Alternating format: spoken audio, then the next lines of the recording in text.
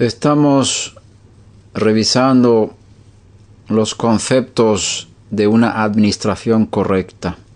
Quiero seguir tocando varios textos de las Escrituras que hablan del tema de la administración. Es un tema amplio y tomaremos el tiempo para cubrir los conceptos. Hoy quiero hablar un poco sobre la generosidad. Si miramos en Levítico 25, 35, está escrito: en caso de que un hermano tuyo empobrezca y sus medios para contigo decaigan, tú lo sustentarás como a un forastero o peregrino para que viva contigo. Aquí vemos que la Torá muestra la importancia de ser responsable de la situación económica de un hermano. Aquí se refiere a hermano de pacto. Acuérdate que Israel no es solamente una familia en relación con Jacob Avinu, con las 12 tribus y los descendientes de esas tribus, sino hubo un pacto en Sinai, también el pacto de la circuncisión que Abraham recibió para todos sus descendientes, convierte a esta nación no solamente como en una nación de familia grande, como nación, como pueblo grande, sino hay algo más, hay un pacto. Y en ese pacto también pueden entrar los de fuera. Y son considerados como hermanos. Aunque no hayan nacido en la familia, es como una adopción legal en una familia de hijos que no nacieron de los padres, pero como son adoptados, hay una provisión legal que les convierte en hijos legítimos en todas las reglas legales en cuanto a herencia, y no hay ninguna diferencia legal entre el hijo adoptivo y los hijos nacidos de casa. Los que entran en el pacto son hermanos iguales que los hijos que nacieron dentro de la familia, por un acto legal, y en este caso es la conversión legal.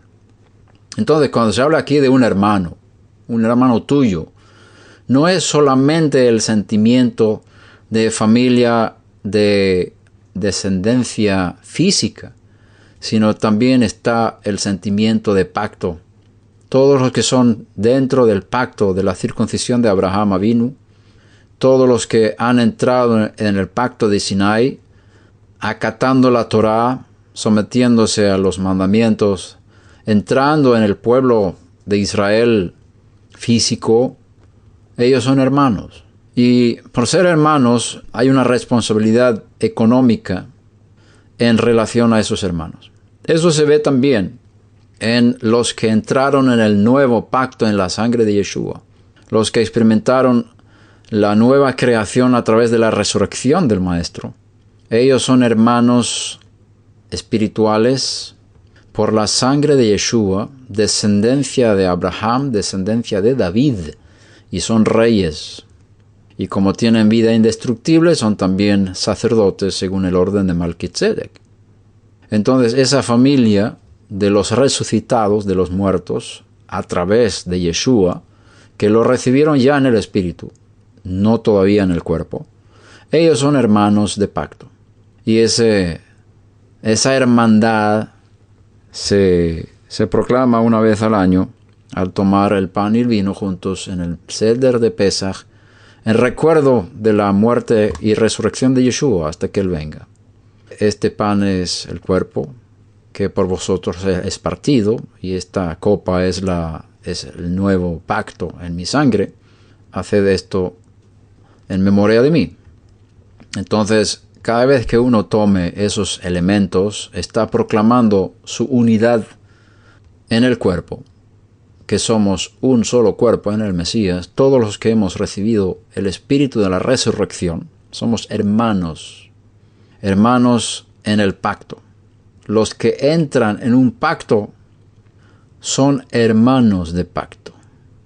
Bnei Brit, dice la Torá, como hijos del pacto, pero También David y Jonatán hicieron pacto y son llamados hermanos. Los que también cuando hay un pacto matrimonial, también lo vemos en Cantar de los Cantares, que dice hermana mía. El esposo dice a la esposa hermana, y ahí se refiere a la unidad del pacto. El que tiene un pacto en unidad, los que son partes del mismo pacto, son hermanos. Hermanos, incluso se puede decir hermanos de sangre, no de sangre de padres, sino sangre de pacto. Por tanto, un pacto tiene que ser sellado con sangre.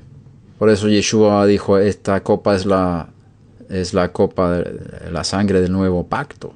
Es decir, mi sangre que doy como señal, no señal, sino la confirmación del pacto.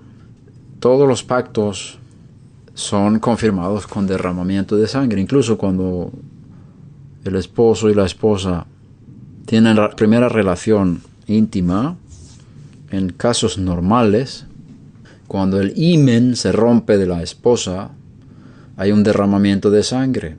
Ese pacto matrimonial es sellado con sangre. El matrimonio es un pacto. Entonces, en el nuevo pacto hay sangre, la sangre de Yeshua. Y nosotros hemos recibido esa sangre y esa sangre ha sido esparcida sobre nosotros.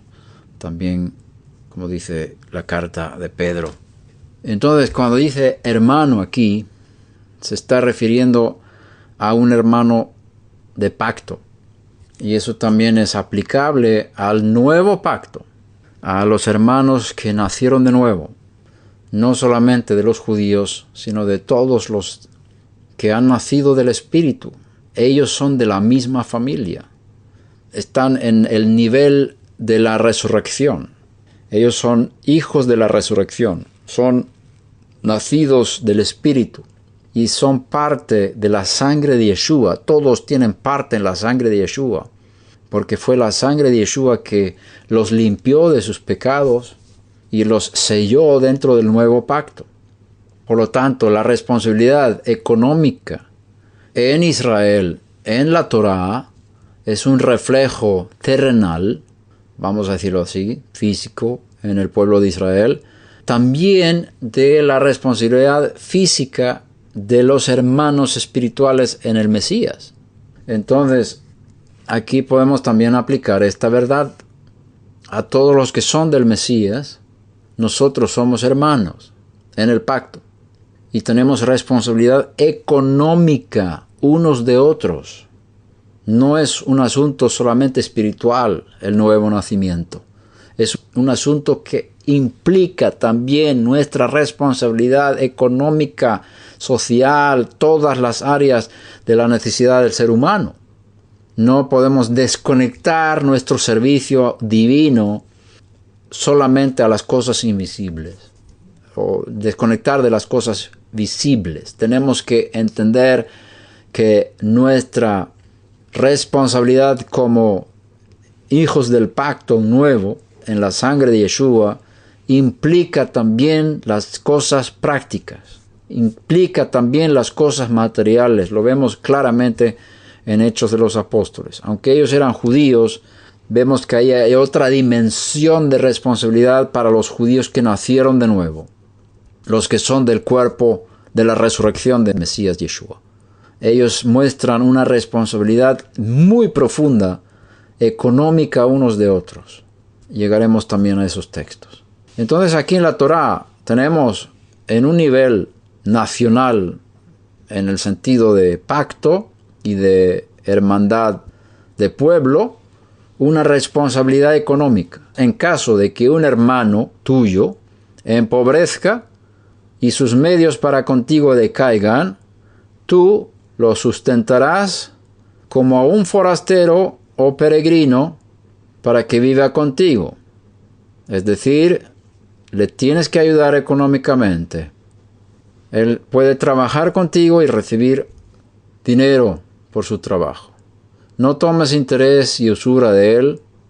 Es decir, no puedes prestar dinero para sus necesidades personales con intereses. mas teme a tu Dios para que tu hermano viva contigo.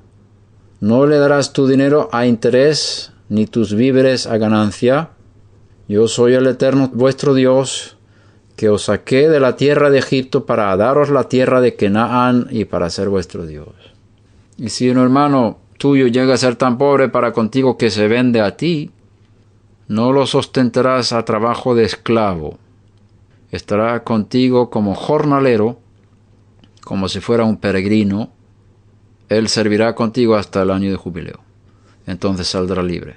En Deuteronomio 15 también habla de estas cosas.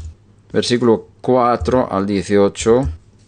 Y no habrá menesteroso entre vosotros, ya que el Eterno de cierto te bendecirá en la tierra que el Eterno tu Dios te da por heredad para poseerla. Si solo escuchas fielmente la voz del Eterno tu Dios para guardar cuidadosamente todo este mandamiento que te ordeno hoy. Pues el Eterno tu Dios te bendecirá, como te ha prometido, y tú prestarás a muchas naciones, pero tú no tomarás prestado, y tendrás dominio sobre muchas naciones, pero ellas no tendrán dominio sobre ti. Si hay un menesteroso contigo, uno de tus hermanos en cualquiera de tus ciudades en la tierra que el Eterno tu Dios te da, no endurezcas tu corazón, ni cerrarás tu mano a tu hermano pobre, sino que le abrirás libremente tu mano, y con generosidad le prestarás lo que le haga falta para cubrir sus necesidades. Cuídate de que no haya pensamiento perverso en tu corazón, diciendo el 7º año, el año de remisión está cerca, y mires con malos ojos a tu hermano pobre. Aquí vemos que en las Escrituras el mal de ojo es ser tacaño, ser de corazón cerrado para no querer compartir. Eso es tener un mal ojo. Y mires con malos ojos a tu hermano pobre y no le des nada, porque él podrá clamar al Eterno contra ti y esto te será pecado. Es decir, hay una persona con necesidad y tú no le estás dando nada y él está pidiendo a Hashem y hablando de esta situación y diciendo, mira que me hizo fulano que no me quería dar nada y yo estoy en esta situación, y eso te será pecado. Es decir, pecado no ayudar al necesitado. Con generosidad le darás, y no te dolerá el corazón cuando le des, ya que el Eterno tu Dios te bendecirá por esto. Aquí vemos una gran promesa que nos quita el miedo cuando damos a otros de nuestros bienes materiales. Cuando tú das con generosidad, el Eterno te va a bendecir por eso. Es una ley espiritual. El que da, recibe. Con la medida que mides, te será medido. Y recibirás de Hashem por medios que Él utilice, según la generosidad de tu corazón. El Eterno te bendecirá por eso en todo tu trabajo y en todo lo que emprendas. Entonces, si has experimentado que tu trabajo no ha sido bendecido, revisa a ver cómo has tratado al necesitado, especialmente los que son hermanos del pacto.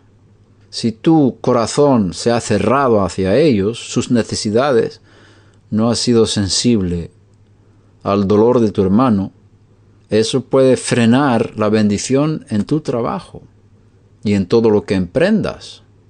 Al ser generoso con los demás, principalmente los familiares, tu esposa, tus hijos, padres, y luego siguiente círculo son los hermanos de pacto en el Mesías, los que son del nuevo pacto en la sangre de Yeshua.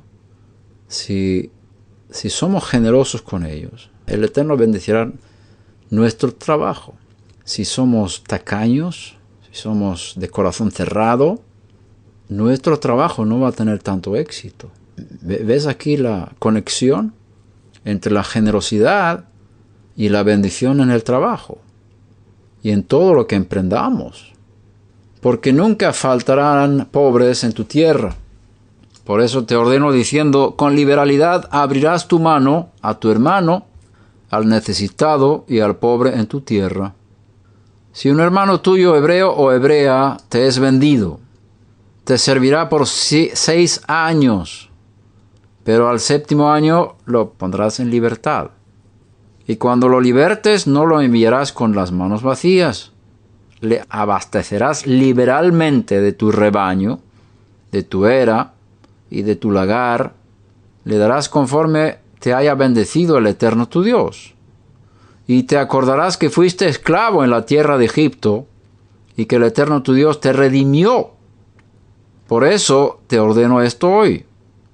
Y sucederá que si Él te dice, no me iré de tu lado, porque te ama a ti y a tu casa, pues le va bien contigo.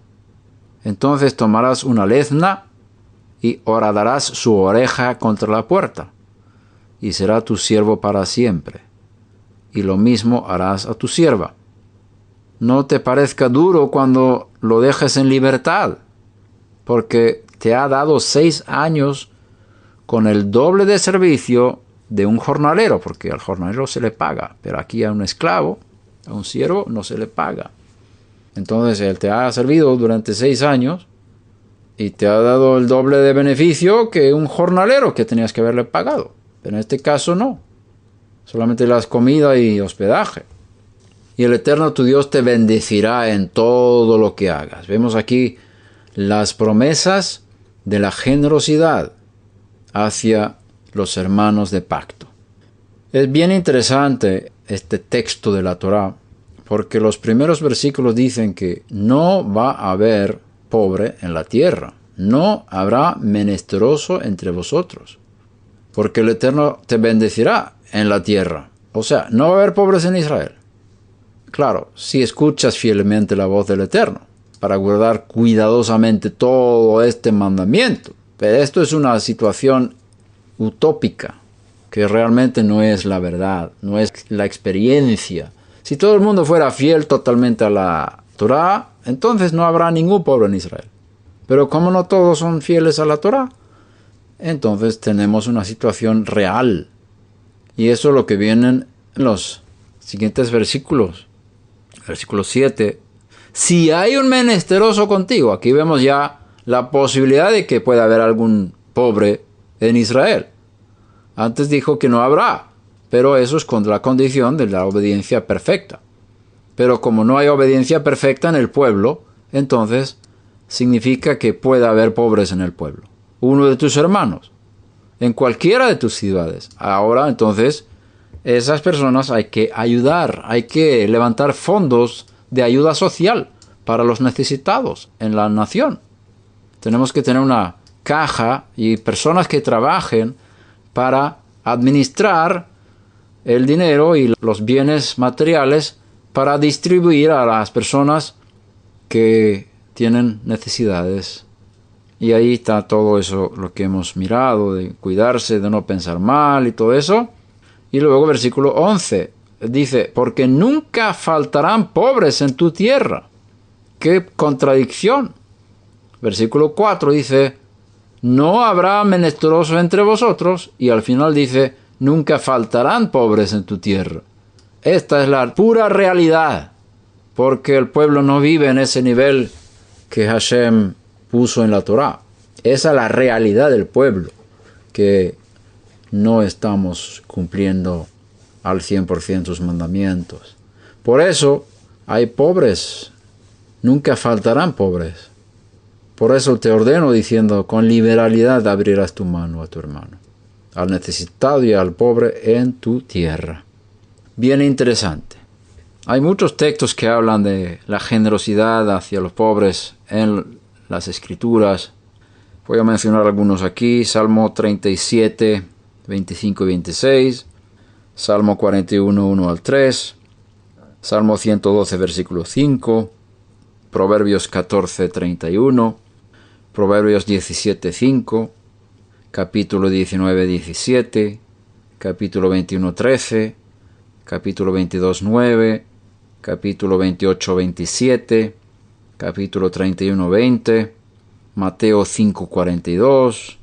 Marcos 10:21, Lucas 6:35, Lucas 18:22, Romanos 12:13, Efesios 4:28, Hebreos 13:16, etc. Muchísimos textos que hablan de la generosidad hacia los necesitados. Si miramos el texto de Ezequiel 16, versículo 49, podemos ver ahí lo que se destaca del pecado de Sodoma. Dice, he aquí, esta fue la iniquidad de tu hermana Sodoma. ¿Cuál pecado dirías tú que fue la causa de la destrucción de Sodoma? Bueno, si miramos en Génesis, diríamos, bueno, eso fue el pecado contra la naturaleza, la homosexualidad.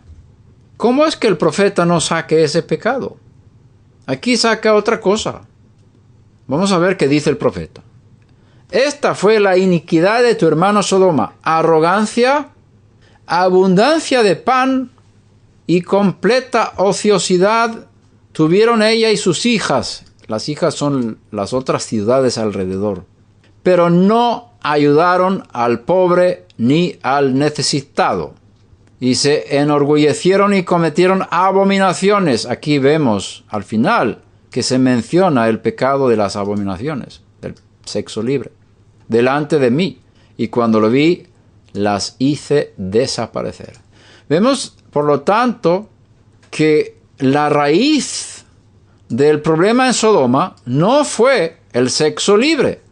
La raíz fue la arrogancia y el no querer ayudar a los necesitados, la abundancia económica, el estatus, el materialismo, y no querían ser generosos. Siguiente paso, cometieron abominaciones delante de mí. Vemos aquí cómo se destaca ese pecado de no compartir con los necesitados como una de las cosas más horribles que se cometieron en Sodoma. Segunda de Tesalonicenses 3, versículos 6 al 12, dice: ahora bien, hermanos, os mandamos, aquí, ¿te das cuenta? La palabra hermanos, esto no es una palabra solamente bonita para identificar a las personas. Aquí se habla de hermanos de pacto. Cuando ves la palabra hermanos en los escritos apostólicos, tienes que conectar directamente con la sangre de Yeshua, la resurrección de Yeshua, el cuerpo del Mesías, que es una gran familia de hermanos, es un pueblo de hijos de Dios, que son hermanos. Ahora bien, hermanos, os mandamos en el nombre de nuestro Señor Yeshua el Mesías, que os apartéis de todo hermano que ande desordenadamente y no según la doctrina que recibisteis de nosotros. Mira aquí quiero destacar algo muy importante. Cuando se habla de doctrina aquí, ¿a qué se refiere? Se refiere a un comportamiento. Uno que ande desordenadamente es uno que no sigue la doctrina. La doctrina es algo que se sigue, no es algo que se piensa. Es algo que andamos. Hay que andar en la doctrina. Es decir, aquí se trata de que hay una conexión bien importante entre doctrina y estilo de vida, comportamiento, cosas prácticas. La doctrina no es algo que se piensa, que se cree, que se confiesa. La doctrina es algo que se vive en los escritos apostólicos. Aquí tenemos que descatolizarnos, deshelenizarnos, pensando que si piensas correctamente, estás bien. Eso es una mentira. No es suficiente pensar correctamente para ser aprobado delante de Dios. Si tus pensamientos son 100% acertados y si no vives correctamente, estás reprobado delante de Dios. La doctrina no es pensamientos. La doctrina es una conducta. Entonces, aquí se trata de una doctrina que se ha enseñado a los de Tesalonicenses, a Tesalónica, y algunos no siguen esa doctrina, es decir, no están cumpliendo en lo práctico según lo que se enseñó. Eso es no seguir la doctrina. Pues vosotros mismos sabéis cómo debéis seguir nuestro ejemplo. Esta es doctrina. Porque no obramos de manera indisciplinada entre vosotros, ni comíamos de balde el pan de nadie. Ni comimos de balde el pan de nadie. No fuimos aprovechones. No citamos las escrituras diciendo que tenéis que ayudar a los necesitados y aprovechar del amor de los demás. Nosotros no teníamos ese espíritu de parásitos cuando estábamos entre vosotros. Pero hay algunos entre vosotros que tienen ese espíritu de parásitos, que quieren aprovecharse de la generosidad de los demás sin ser responsables, sin trabajar, sin conducirse correctamente. Pero nosotros hemos dado otro ejemplo. Nosotros no comimos el pan de nadie sin pagar por ello. No obramos de manera indisciplinada entre vosotros. No comimos de balde el pan de nadie. Hemos trabajado por el pan. Con trabajo y fatiga trabajamos día y noche a fin de no ser carga a ninguno de vosotros. Este es el espíritu de un buen siervo de Dios. No quiere aprovecharse de los bienes materiales de los demás. No porque no tengamos derecho a ello, sino para ofrecernos como modelo a vosotros, a fin de que sigáis nuestro ejemplo. Tenemos el derecho de recibir bienes materiales porque nosotros nos esforzamos estudiando las Escrituras, ayunando, orando, desvelando, dando enseñanza, liberando demonios, sanando enfermos, dando buenos consejos, instruyendo, dando nuestras vidas para levantar a otros y ayudaros en vuestras vidas personales y familiares. Y tenemos derecho de obtener beneficio económico por ese trabajo, pero no lo hemos aprovechado para ser ejemplos, para que no sigáis esto lo que podríamos haber hecho de mala manera, sin entender el trabajo que estamos haciendo. Entonces nosotros hemos trabajado con nuestras manos, hemos ganado dinero, hemos hecho un esfuerzo tremendo para tener dinero para comprar nuestra comida, para que vosotros no tengáis que darnos a nosotros, aunque tuviéramos el derecho de eso, porque queríamos ser ejemplo. En ciertas congregaciones Pablo y sus colaboradores tenían esa práctica de no recibir ningún beneficio económico de su servicio espiritual que estaban dando ahí. Ellos tenían derecho, pero no aprovecharon de su derecho. Preferían no recibir para no causar estorbo al Evangelio, como dice también a los Corintios, para que también, en este caso de los tesalonicenses, siguieran el ejemplo de Pablo y sus demás colaboradores que estaban trabajando con sus manos, haciendo ciertos objetos que podían vender y obtener beneficio económico y no recibir nada de los hermanos por su trabajo espiritual. Porque aun cuando estábamos con vosotros os ordenamos esto, versículo 10, si alguno no quiere trabajar, que tampoco coma. Aquí tenemos el equilibrio de lo que leímos en la Torá. Acuérdate que en la Torá lo ideal es cuando entra el pueblo de Israel, las 12 tribus, en la tierra de Israel, cada uno tiene un terreno, una heredad, una tierra para sembrar, una tierra para plantar. Y lo normal es que todo el mundo tenga su terreno para cultivar. Y de esa forma se puede mantener económicamente, puede vivir de sus cultivos. El pueblo de Israel es un pueblo agrícola y también con ganados. Y eso es lo básico. Y la Torá fue escrita en una cultura de personas que trabajan la tierra y que tienen ganado. Principalmente era ganado, porque lo vemos con Jacob, con Labán, que se movían luego de un lugar para otro, y el ganado era algo muy integral con el pueblo de Israel. Y cuando bajaron a Egipto también se hablaba del ganado.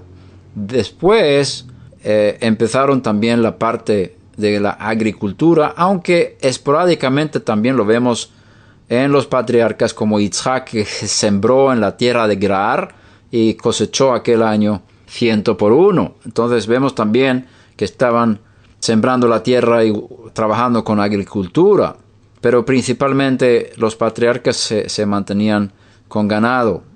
Y también cuando bajaron a Egipto. Después de la salida de Egipto, Hashem habla de la tierra de Israel como algo tan buena, como que está produciendo muchos frutos, que emana leche y miel, y ahí tienes las dos cosas. La leche es el ganado y miel son los frutos de los árboles, principalmente el dátil, pero también otros frutos que tienen frutos dulces, que es la miel de la tierra. Entonces, leche, ganado, miel, agricultura. Entonces, la agricultura es una parte integral del pueblo de Israel, muy importante. Y la Torá habla mucho de esto y establece leyes muy estrictas en cuanto al cultivo de la tierra de Israel. Entonces, cada uno tenía su terreno, su área de cultivo. Y si alguien se volvió pobre es porque no trabajaba, es porque era ocioso, era vago, no quería trabajar, no quería sembrar en el tiempo de la siembra, no quería trabajar la tierra, y por eso se volvió pobre, porque no quería trabajar.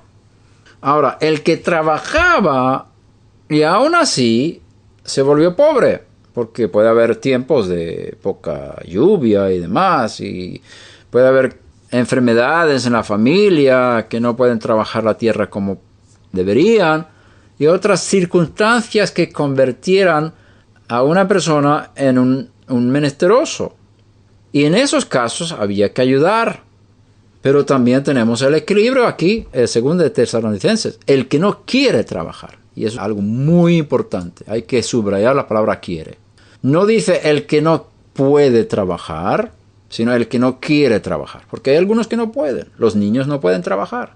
Los ancianos, ya bien ancianos, no pueden trabajar. Ellos tienen que comer. Pero el que puede trabajar y no quiere, que no coma. No tiene derecho de comer. Entonces, ese pobre que estamos ayudando es uno que quiere trabajar. Es uno que, por circunstancias, ha caído en pobreza.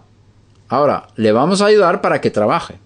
Le vamos a dar un préstamo para que su negocio funcione y que luego devuelva el préstamo cuando trabaja. Pero si él quiere vivir de nuestras limosnas y no trabajar y vivir como un vago y aprovecharse de los demás, es un parásito y no le vamos a dar. Pablo lo dice claramente, que tenéis que separar a esos hermanos. Dice aquí claramente, versículo 6, que os apartéis de todo hermano que ande desordenadamente, es decir, el que no quiere trabajar y el que quiere comer en vuestras comidas que estáis comiendo en la comunidad o comiendo en las casas. Estos hermanos, y dice que son hermanos, son hermanos del pacto, pero ellos no andan correctamente. Pueden trabajar, pero no quieren. Quieren aprovecharse de la generosidad de los demás. Tenéis que apartaros de esas personas. Tenéis que separar a esas personas de la comunidad, de la relación con los demás. No pueden estar con vosotros los que no quieren trabajar. Aquí vemos el buen equilibrio de lo que dijo la Torá. Si tu hermano tiene pobreza, tienes que ayudarle, estás obligado a darle préstamo, o incluso darle trabajo, etcétera, etcétera, etcétera. Pero aquí vemos el equilibrio para que no haya personas aprovechones que solamente están aprovechando de los buenos mandamientos y viviendo como parásitos. Bendito sea Hashem, que tenemos estos textos que muestran la importancia de una disciplina familiar. Si somos hermanos, somos parte de una familia, donde hay disciplina, donde vemos si hay hermanos que no quieren trabajar, porque si no nos conocemos, Si no sabemos cómo está la situación económica de las personas, ¿cómo vamos a poder ayudar correctamente? Y si una persona viene y me pide dinero, ¿cómo yo sé que esa persona no tiene mucho dinero? Quizás es un millonario, pero está vistiéndose de vagabundo y de pobre y está ganando mucho dinero pidiendo dinero. Eso puede ser. Entonces, si estamos en una comunidad y estamos en una sociedad donde nos conocemos, ahí sabremos quién es quién. Y sabemos quién no quiere trabajar, que puede trabajar. Y sabemos quién tiene dinero en el banco y está pidiendo dinero de los demás y viviendo como un pobre para aprovecharse de los demás. Y no le vamos a dar.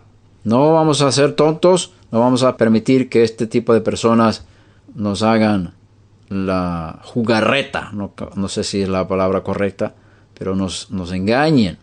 Entonces, cuando hay relación, cuando hay íntima vida social y todo el mundo se conoce, sabemos cómo estamos, sabemos la situación económica de cada persona, ahí sí podemos ayudar al que verdaderamente tiene necesidad y no ha sido vaga. Si hubiese habido trabajo y no lo ha tomado porque no ha podido hacerlo. Pero si uno puede trabajar y no lo quiere hacer, por ejemplo, alguien que es director o tiene una educación alta y no recibe ningún trabajo según el nivel de estudios que tenga, pero se le sale un trabajo de limpiar la calle o lavar los baños del aeropuerto y no quiere porque se siente muy grande, muy importante, esa persona no podemos ayudar porque tiene oportunidad de trabajar. Además, yo pienso que en esos casos el Eterno le estaba ayudando a ser libre del orgullo y la soberbia, de su estatus, del orgullo de los bienes de este mundo y de su educación, y a trabajar como un limpiador de calles o limpiador de los baños. Eso es bueno para él, muy bueno. Si no quiere trabajar en ese trabajo porque lo considera como de personas de estatus inferior a él, no le vamos a ayudar. No le vamos a ayudar. Hashem quiere humillarle, que trabaje en lo que le salga. Y si no quiere, pues no le vamos a ayudar. El que no quiere trabajar, que tampoco coma. Ahora, si no puede, ya es otra cosa. Porque oímos que algunos entre vosotros, entre los hermanos, andan desordenadamente, sin trabajar, pero andan metiéndose en todo.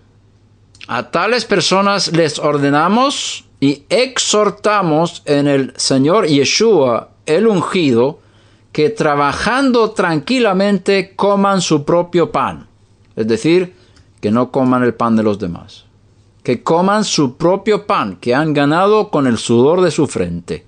Y esta es la buena doctrina. Esa es la doctrina que dieron a los hermanos de Tesalónica, según la doctrina que recibisteis de nosotros. Segunda de Corintios 8, versículo 1 al 15. Ahora, hermanos, deseamos haceros saber la gracia de Dios que ha sido dada en las congregaciones de Macedonia. Observa la palabra gracia. La gracia de Dios que ha sido dada en las congregaciones en Macedonia. Pues en medio de una gran prueba de aflicción, abundó su gozo y su profunda pobreza sobreabundó en la riqueza de su liberalidad. Aunque eran pobres, eran muy generosos. Eso es gracia de Dios. ¿Qué gracia han recibido en Macedonia? Que teniendo escasez, pudieron ser generosos. Esto es gracia de Dios, que ha tocado sus corazones para no ser mezquinos, no ser ávaros, ser generosos. Y eso es gracia, porque así se libera también la bendición sobre ellos, como hemos visto en la Torá. Porque yo testifico que según sus posibilidades, y aún más allá de sus posibilidades, dieron de su propia voluntad. No porque fueron forzados, no porque se sentían que tenían que dar para cumplir mandamientos, no estaban bajo la ley, estaban bajo la gracia. Lo hicieron con todo su buen corazón, con su buena voluntad, suplicándonos con muchos ruegos el privilegio de participar en el sostenimiento de los santos. Acuérdate que Pablo venía de Jerusalén con una súplica de los líderes de ahí, que no se olvidaran de los pobres. Y el profeta Agabo había profetizado que iba a venir un hambre sobre la tierra de Israel. Y vimos cómo empezaron a vender sus terrenos en Jerusalén porque venía el hambre. Y entonces tenían pobreza los santos de Jerusalén.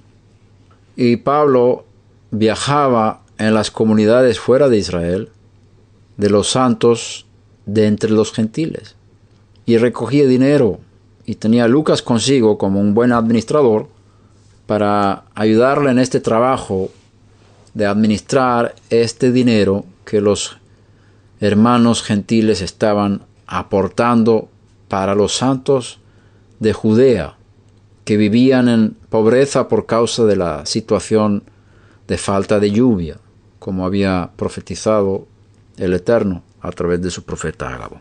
Entonces, ellos estaban al mismo tiempo de predicar el Evangelio, de restaurar a las personas, ayudar a los necesitados, también recogiendo dinero para los santos de Israel. Y los gentiles, cuando vieron que había necesidad en Israel, querían apoyar. Y vemos en las cartas de Pablo diferentes actitudes en diferentes congregaciones donde él viaja. Algunos eran más generosos que otros. Y él está aquí escribiendo a los de Corinto. Y los de Corinto no eran tan generosos. Ellos tenían problemas de avaricia en Corinto.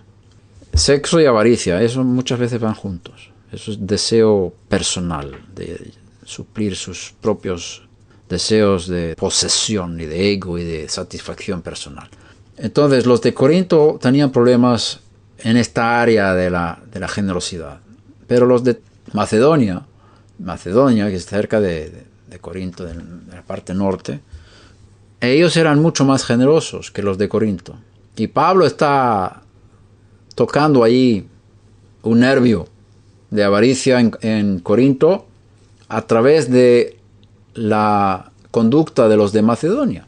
Y él cuenta cómo ellos eran tan generosos a pesar de su profunda pobreza. Eso lo hizo con el propósito de estimular, no avergonzar, sino estimular a los de Corinto.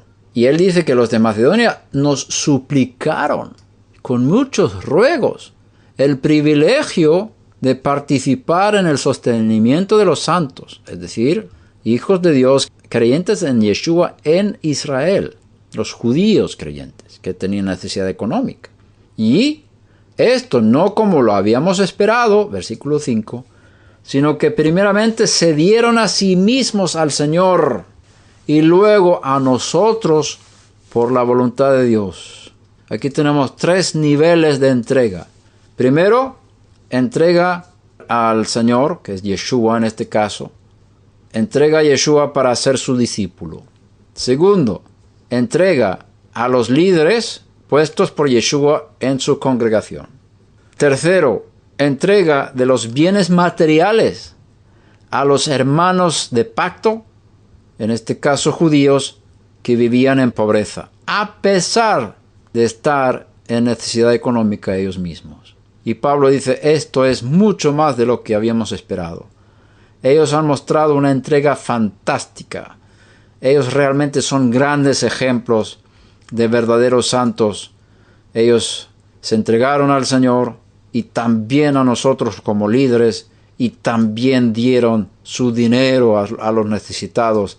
En consecuencia, versículo 6, rogamos a Tito que como él ya había comenzado antes, así también llevara a cabo en vosotros esta obra de gracia. Mas, así como vosotros abundáis en todo, en Corinto tenían más abundancia económica que en Macedonia. Vosotros abundáis en todo, en fe, en palabra, en conocimiento, en toda solicitud y en amor que hemos inspirado en vosotros, ved que también abundéis en esta obra de gracia. Es decir, tenéis muchos dones espirituales, tenéis mucho conocimiento, pero veo que está faltando esta parte práctica entre vosotros. Me gustaría que fuerais como los de Macedonia, que a pesar de ser pobres, pero vosotros no sois pobres. Ellos, a pesar de ser pobres, eran tan generosos. ¿Y vosotros qué? Tenéis mucho. Entonces, yo quiero ver también entre vosotros una generosidad. Que tengáis una actitud de dar en abundancia en esta obra de gracia. No digo esto como un mandamiento, sino para probar por la solicitud de otros, por los de Macedonia, también la sinceridad de vuestro amor. Porque si ellos dieron siendo pobres, ¿cuánto más vosotros podréis dar no siendo pobres? Porque conocéis la gracia de nuestro Señor Yeshua, el Mesías, quien siendo rico, sin embargo, por amor a vosotros se hizo pobre, para que vosotros por medio de su pobreza llegarais a ser ricos. Yo doy mi opinión en este asunto, porque esto os conviene a vosotros, que fuisteis los primeros en comenzar hace un año, no solo a hacer esto, sino también a desear hacerlo. Teníais el deseo hace un año. Empezasteis bien, pero bueno, habéis aflojado un poquito en este año, entonces os mandé a Tito para animaros y quiero ver que esto se acabe bien. Y mira cómo lo han hecho en Macedonia, me gustaría ver lo mismo entre vosotros. Y no solamente lo que hicisteis hace un año, que teníais no solamente la acción, sino también la voluntad. Queríais verdaderamente ayudar en esto. Y quiero ver que esto se siga de la misma manera. Así también la haya para llevarlo a cabo según lo que tengáis. Según lo que tengáis. No se pide que uno tome dinero prestado para ayudar a otros. Ni siquiera tome el dinero de su familia para dar a otros. Tienes que sostener a tu familia primero, y cuando tienes más de lo que necesita la familia, de ahí puedes dar a otros. Pero no puedes quitar de tu esposa y tus hijos, tampoco puedes tomar préstamos para ayudar a los necesitados. No es correcto.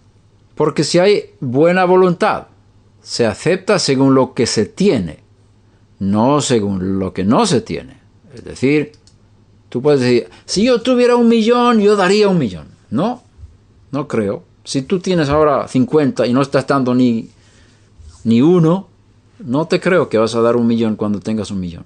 Como tienes 50 para dar y no das nada, se acepta según lo que se tiene, según los 50 que puedes dar, no según el 1 millón que no tienes.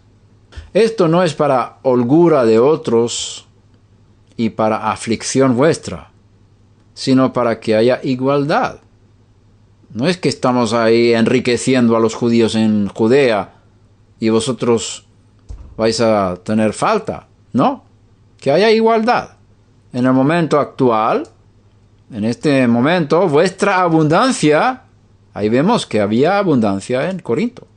Vuestra abundancia suple la necesidad de ellos, los pobres en Jerusalén y en sus alrededores, para que también la abundancia de ellos supla vuestra necesidad, de modo que haya igualdad. Aquí creo que también está pensando en la abundancia espiritual, la riqueza espiritual que tienen los judíos en Jerusalén.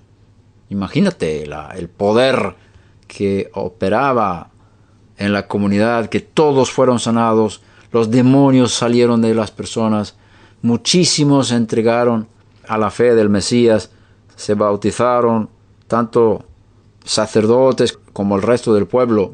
Hubo decenas de miles de judíos creyentes en Yeshua en Jerusalén, y había un poder impresionante, grandes milagros que sucedieron ahí. Y esa riqueza espiritual fue exportada a los gentiles, y ahora los gentiles pueden también recompensar algo con su riqueza material para que hubiese igualdad. Como está escrito, el que recogió mucho no tuvo demasiado, y el que recogió poco no tuvo escasez. Aquí se refiere al maná en el desierto, que estaban recogiendo todos los días y repartían. El que recogió mucho, al final no podía llevarse a casa todo, sino había un poco de sobra, y el que vino había trabajado lo mismo o el mismo tiempo, pero no era tan eficaz como el primero, pero sí había trabajado. Entonces no tenía suficiente. Entonces lo que sobraba del primero, porque cada uno que tenía que llevar a su casa según una cierta medida, según el Omer. Entonces la comida que llegaba a las familias era la misma por persona, pero algunos habían recogido más, y ese sobrante suplió al que había recogido menos, que había trabajado el mismo tiempo en el recogimiento del maná. Entonces, de esa forma, el que trabajaba sí, pero no recibía tanto por su trabajo, fue ayudado por el que había trabajado más o menos igual y había recogido mucho. Ahí vemos el sentimiento de compartir entre hermanos. Segundo de Corintios 9, versículo 6 en adelante. Esto digo, el que siembra escasamente, escasamente también segará.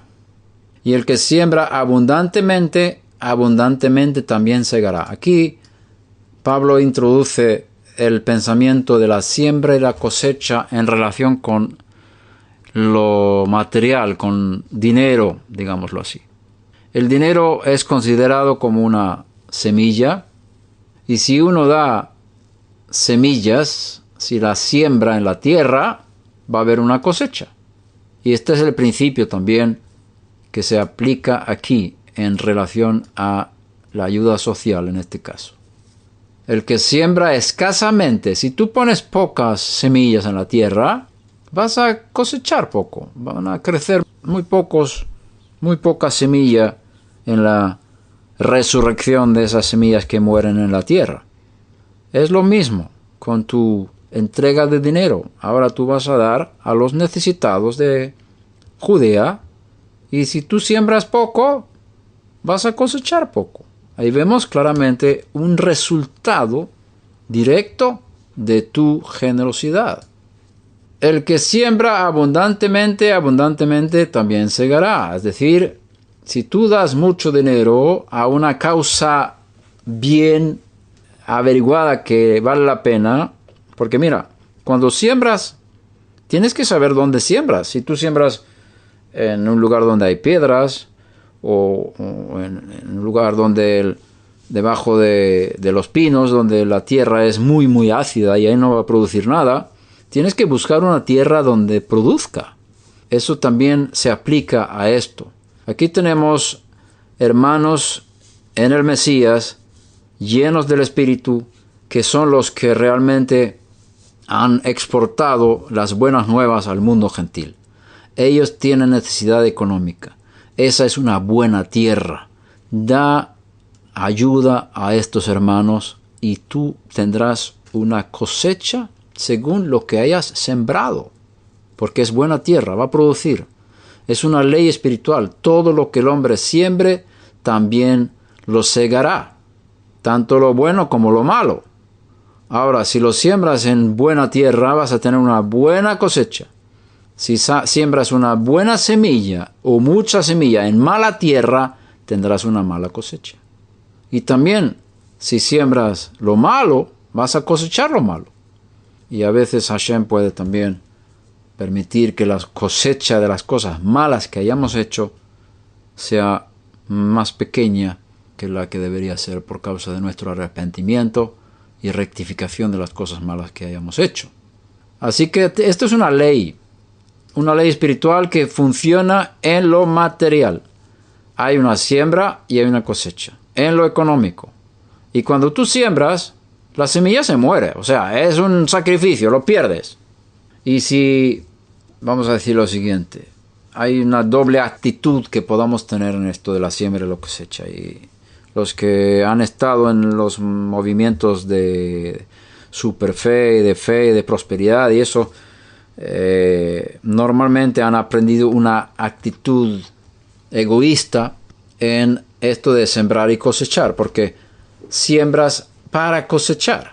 Entonces, como yo quiero enriquecerme a mí y como soy muy egoísta y quiero tener mucha abundancia, entonces voy a sembrar dinero en los lugares donde pienso que hay buena tierra.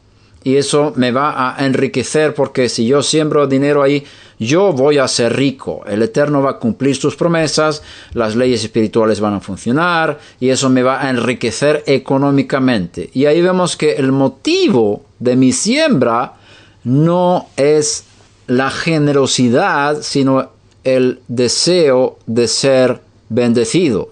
Yo soy el centro de mi generosidad. Yo doy para recibir, doy para enriquecerme a mí, doy para engrandecerme a mí. Y esa es una actitud contraria a la que Yeshua tiene, porque Él se entregó para enriquecer a otros.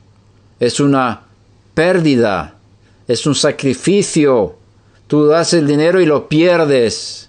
Y si tienes esta actitud sin esperar nada a cambio, es el amor más profundo, el que entrega sin esperar nada a cambio. Aunque no me den, voy a dar. Ese es el nivel más alto del amor que exista. Y Yeshua murió por aquellos que no iban a ser salvos también. Hay gente que se pierde eternamente, pero Yeshua llevó sus pecados también. Podía haber muerto solamente por los que iban a ser salvos, los que iban a recibir su oferta de salvación por arrepentimiento, pero murió por todos. O sea, el amor de Dios en el Mesías no está dependiendo de la aceptación de las personas. Él ama porque quiere amar. Él deja su sol salir sobre buenos y malos, sobre los que son dignos de recibir y los que no son dignos de recibir.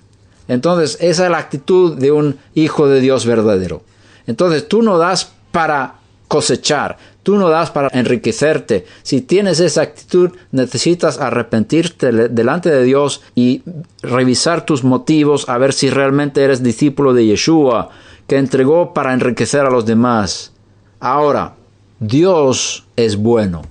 Y a pesar de que tú pierdas a la hora de sembrar, Él no te va a dejar y Él va a cuidar de ti y te va a bendecir por eso.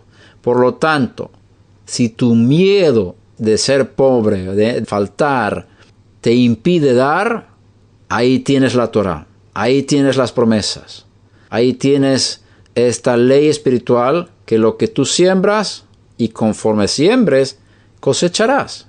Y esas promesas son para darnos a entender la generosidad de Dios, el amor de Dios, no para que nos aprovechemos egoístamente de las leyes espirituales, aunque funcionen así, es una ley y funciona, pero el motivo de nuestro corazón puede ser muy diferente. Tenemos que revisar los motivos con nuestras siembras.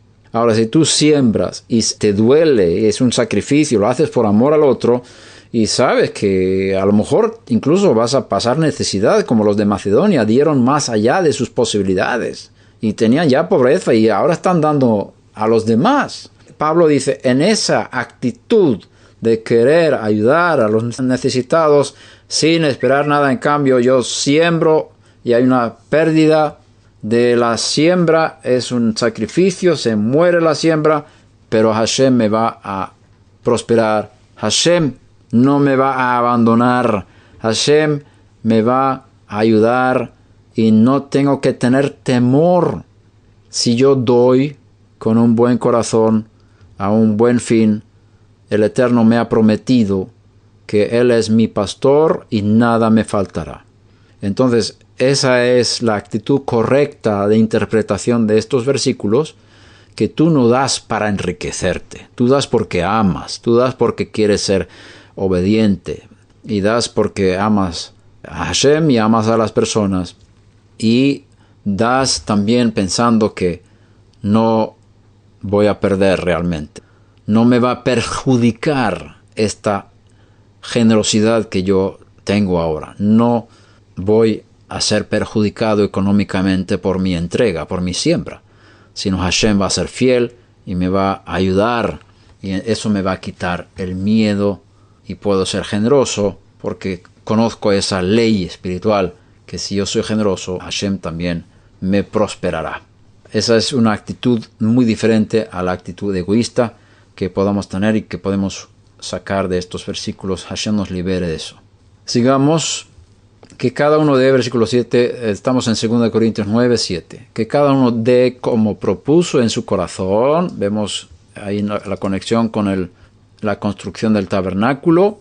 Que Hashem permitió solamente que los que fueran generosos de corazón entregaran a la construcción del tabernáculo, porque si tu corazón no está en eso, no es agradable delante de Dios. Y podríamos decir que el tabernáculo, la morada de Dios, fue construida de corazones generosos. De corazones generosos. Dios habita en corazones generosos. Conforme propuso en su corazón, no de mala gana, ni por obligación, porque Dios ama al dador alegre. Y Dios puede hacer que toda gracia abunde para vosotros, a fin de que teniendo siempre todo lo suficiente en todas las cosas, abundéis para toda buena obra. Mira, este versículo es bien poderoso. Dios puede hacer, dice, y Dios, por una siembra con un corazón correcto, no de mala gana, ni por obligación, ni por egoísmo para obtener beneficio personal con la siembra. Entonces Dios puede hacer que toda gracia abunde para vosotros, a fin de que teniendo siempre todo lo suficiente en todas las cosas, abundéis para toda buena obra. Es un círculo vicioso. Tú das, Hashem te bendice, para que puedas tener todo lo suficiente siempre en todas las cosas y que puedas abundar, tener mucho para dar a otros a toda buena obra. Como está escrito, Él esparció, se está hablando aquí del justo, no de Hashem, está hablando del justo. Él esparció, dio a los pobres, su justicia permanece para siempre. Y el que suministra semilla al sembrador y pan para su alimento, suplirá y multiplicará vuestra sementera y aumentará la siega de vuestra justicia. Aquí la palabra justicia es tzedaká, que tiene que ver también con ayuda social. Seréis enriquecidos en todo para toda liberalidad. Vemos ahí que Hashem nos enriquece no solamente para que tengamos lo necesario y podamos disfrutar de todo, sino también que podamos dar a otros. Dios nos bendice abundantemente para poder ser generosos, como Él es generoso, lo cual, por medio de nosotros, en este caso, produce acción de gracias a Dios, porque nosotros vamos a llevar estos dones, estas ofrendas, a los santos en Jerusalén y en Judea, y ellos van a bendecir a Dios y dar gracias a Dios por su bondad a través de vosotros. Porque la administración de este servicio no solo suple con plenitud lo que falta a los santos, sino que también sobreabunda a través de muchas acciones de gracias a Dios. No es solamente que ellos sean ayudados económicamente, sino esto produce algo mucho más grande, y es toda la alabanza y las acciones de gracias a Dios por todas estas ofrendas que se han recogido entre los gentiles. Imagínate todos estos judíos en Jerusalén cuando reciban estos dones de abundancia económica para que tengan alivio en su pobreza, cuánto van a dar gracias a Dios por vosotros. Y eso es incluso más importante que suplir sus necesidades económicas. Que Dios sea alabado en todo. Por la prueba dada por esta administración, glorificarán a Dios por vuestra obediencia a vuestra confesión del Evangelio del Mesías. Vemos aquí que ser obediente al Evangelio es ser generoso con los hermanos que tienen necesidades económicas.